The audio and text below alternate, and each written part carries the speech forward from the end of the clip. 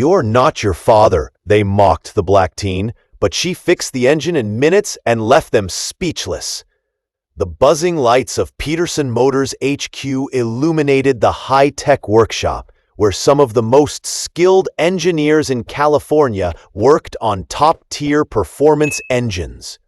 Among the polished steel benches and spotless uniforms stood Jasmine Carter, a 15-year-old girl from Oakland, her hands rough from years in her late father's small garage. She had been given an internship through a youth program for disadvantaged kids. But instead of welcome, she was met with laughter. "Are you sure she even knows the difference between a wrench and a screwdriver?" mocked Marcus Thompson, the chief engineer. His voice carried across the workshop, drawing chuckles from the staff. Jasmine's old overalls, worn yet clean, contrasted against the team's crisp white uniforms. The engineers smirked as Marcus flipped through her file. "Let me guess," Marcus sneered. "Another diversity hire? 3 days here pretending to know something about engines, a few Instagram photos, then back to wherever you people come from." The words stung, but Jasmine stood still, her dark eyes fixed on him. She didn't flinch. Program Director Dr. Rebecca Morrison shifted uncomfortably. "Marcus, maybe you should give her a chance." "A chance?" Marcus interrupted, his tone sharp. He gestured toward a half-dismantled 1987 Mustang GT engine sitting in the center of the room. "That thing has been giving us trouble for 2 weeks. Even our best men couldn't fix it. Perfect for our special visitor." The other engineers chuckled. It was a trap, an impossible test designed to humiliate her. "Jerry, bring the camera," Marcus ordered. "We're going to record this historic moment. The first time someone like her touches real equipment here at Peterson Motors." Jasmine inhaled deeply. The smell of oil and metal felt like home, not intimidation. Memories of her father teaching her in their backyard garage came rushing back. "Listen first, little one. Engines speak to those who know how to listen." She stepped forward. "If I fix this," she asked calmly, "you'll admit you were wrong, publicly." Marcus smirked. "If by some miracle you fix it, I'll write you a letter of recommendation to any college you want. But when you fail, you'll admit this place isn't for people like you." Silence swept over the room as Jasmine touched the engine, her fingers tracing the worn metal. She didn't rush. She listened. Each hum, each worn wire seemed to whisper its story. Marcus rolled his eyes. "Any time now, princess." But Jasmine wasn't intimidated. She recalled her father, David Carter, once a top technician at Peterson Motors, before Marcus arrived and fired him in the name of professional image. Her father had died in an accident a few years later. What Marcus didn't realize was the irony. The girl he mocked was the daughter of the man whose skills once kept this company alive. After 2 minutes, Jasmine finally spoke. "The throttle position sensor is out of calibration, but that's not the real problem. The wiring harness, connectors 12 and 15, are corroded. That's what's confusing the control module." The room froze. Marcus's smirk faded. That diagnosis matched their secret reports, details Jasmine could never have known. "You're guessing," he said flatly. "No," she replied, picking up a wrench.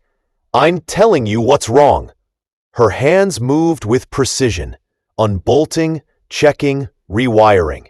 Each motion was steady, confident. The workshop fell silent, except for the rhythmic clink of tools. As the tension built, a new figure entered, the legendary Mike Rodriguez, a supervisor with 40 years at Peterson Motors. "What's going on here?" he asked.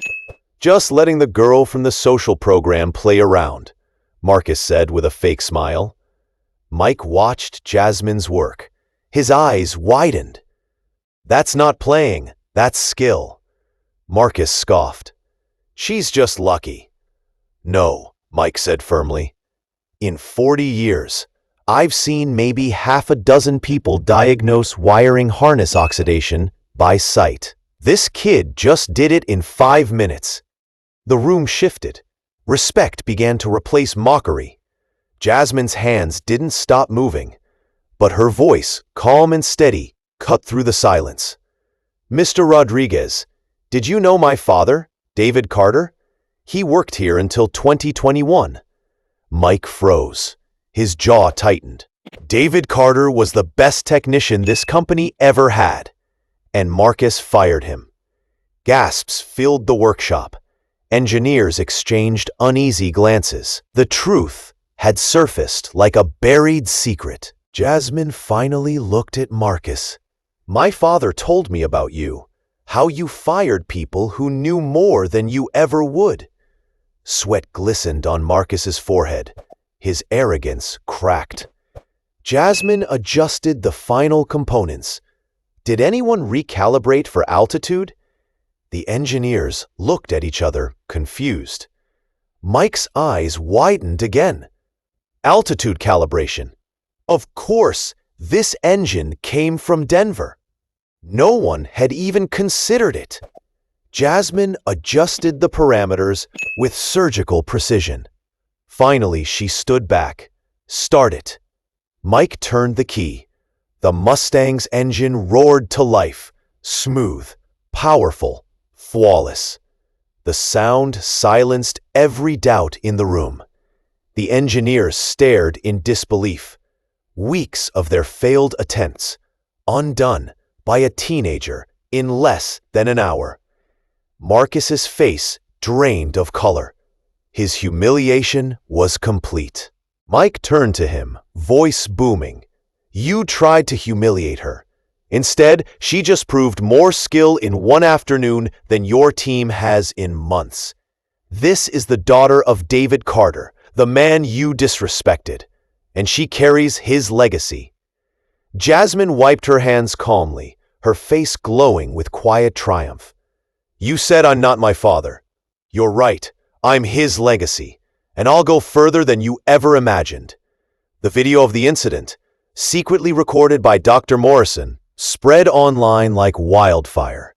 Millions watched the clip of a young black girl dismantling prejudice with her brilliance. Universities offered her scholarships. Companies reached out with opportunities.